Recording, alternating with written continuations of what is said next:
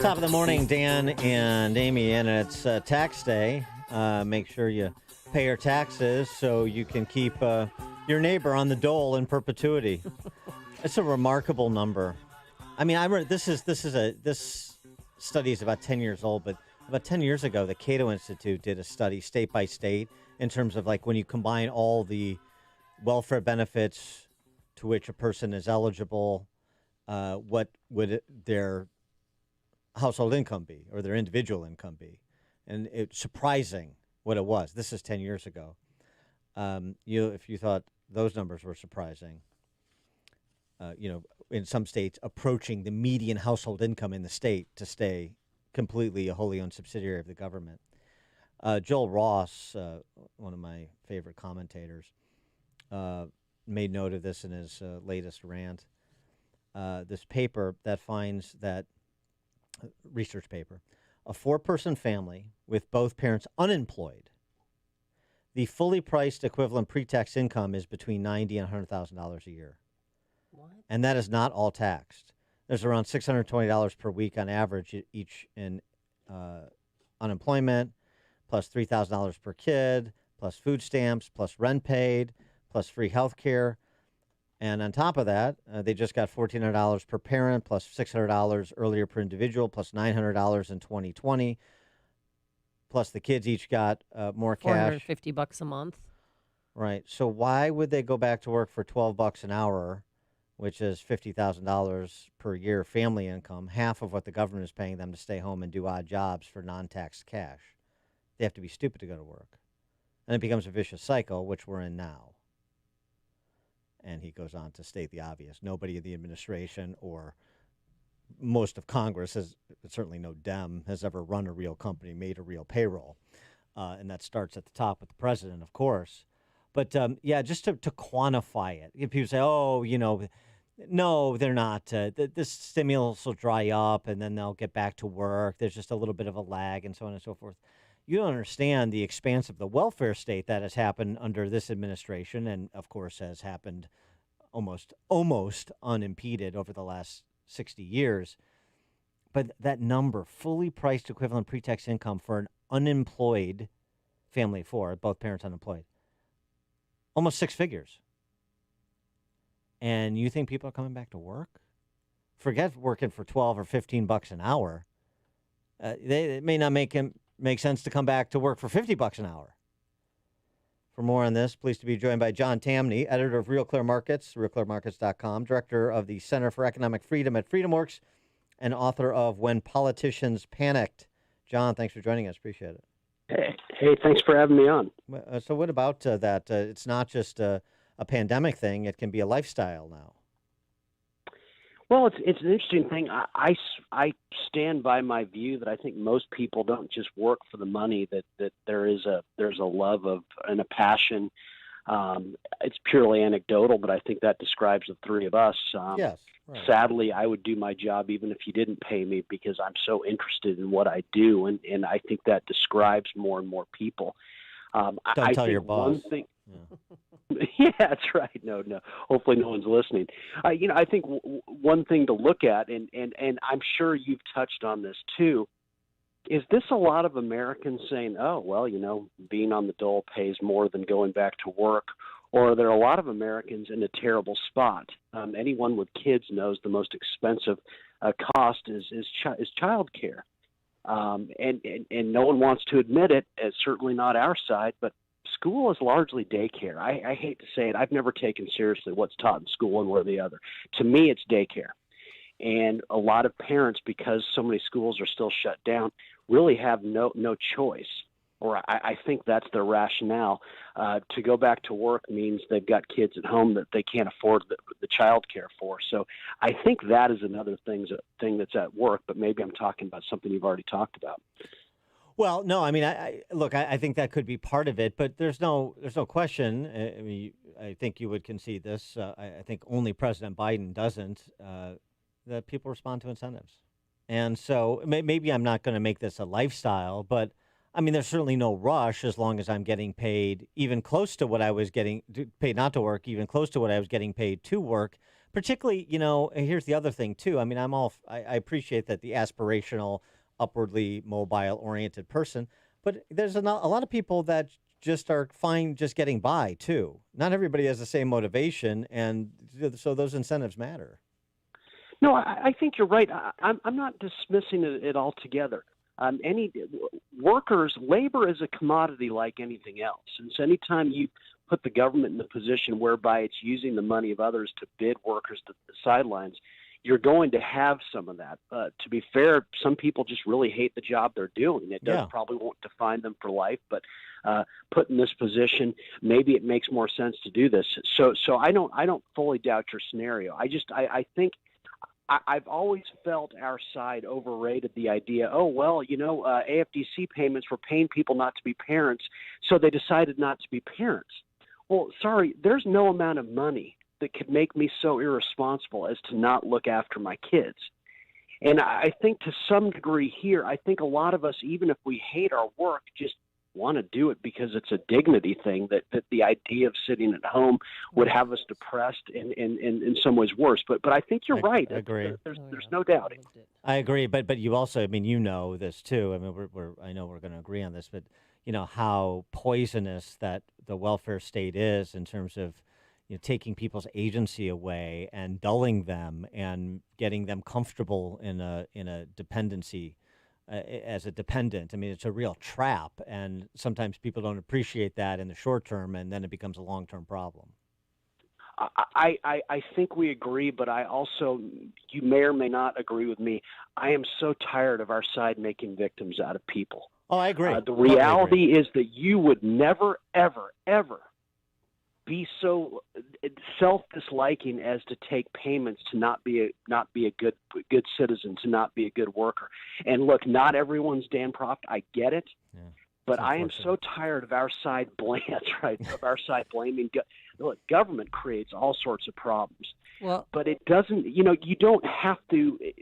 The idea that government made me a recipient where I just sat at home.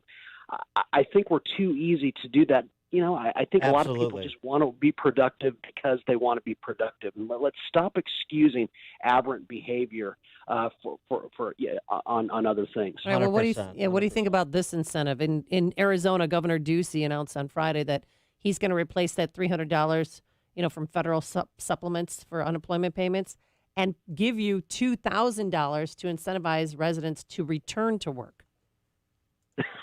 Isn't that great? So if you go back to your old job, they're going to cut you a $2,000 check. I know that California is talking about giving big tax rebates and everything. We know what this is because we know who pays all the taxes. It's basically a redistribution from the most productive into the hands of others. Just go back to work. And I think we all agree here. Government should stop being in the business of bidding people to the sidelines. Dan, you've been having me on your show for quite some time. I think I started coming on around the time of these lockdowns. Yeah. Who was asking for all these subsidies to get back to work in February of 2020? They didn't exist broadly because people were working. And why were they working? Well, when there are no lockdowns, when people are broadly free, there's opportunity to be out there working. Let's stop coming up with solutions and just say stop doing things in the first place. Yeah, it's a good point. It's actually a bit of a corollary to this, stop apologizing for people, stop pretending they don't have agency. They've taken the bait, and there's accountability there, or there should be. And frankly, it's the same with all of the largesse where everybody gets a payment of some sort, because, this is people who were displaced, were hurt, so on and so forth, through no fault of their own. That's almost as common as out of an abundance of caution. And you know what? Through no fault of your own, you elected J.B. Pritzker in Illinois. You elected Lori Lightfoot in Chicago. You elected these lockdown politicians in these lockdown states. So not exactly through no fault of your own in a lot of instances. I love that you say that because I think that's so important. It reminds me of 2005 when the floods happened in New Orleans. and you had the mayor of New Orleans saying to President Bush, "You get your ASS here, to fix things and everything." And I thought, here's the problem with federal response to anything. It allows people to be lazy in terms of whom they elect locally. They elected that idiot mayor. They elected that idiot governor of Louisiana.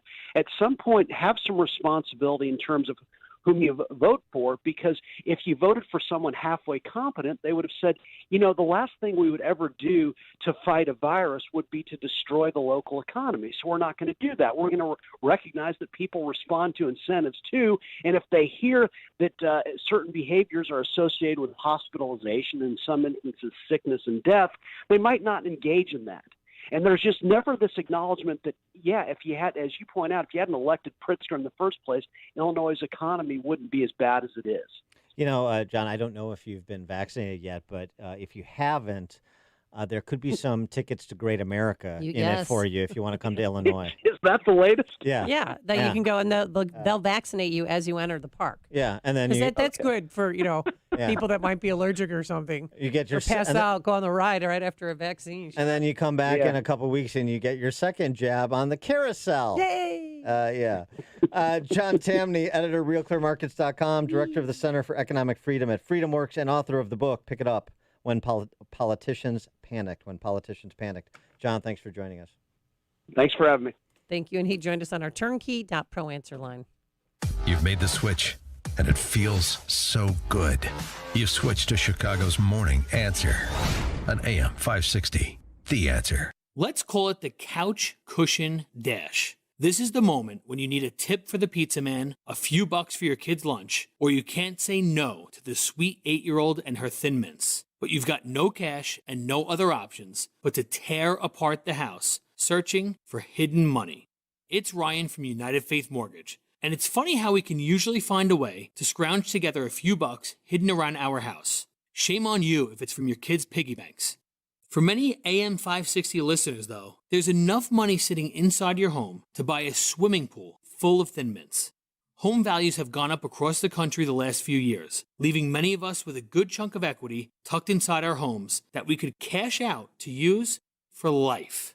If you'd like us to help, we are United Faith Mortgage. We pay your appraisal fees, up to $500. That's out-of-pocket money you'd have to pay before closing. United Mortgage Corp, Melbourne, New York. NMLS number 1330. Ryan Vrecka, NMLS number 65233. For all licensing information, go to nmlsconsumeraccess.org.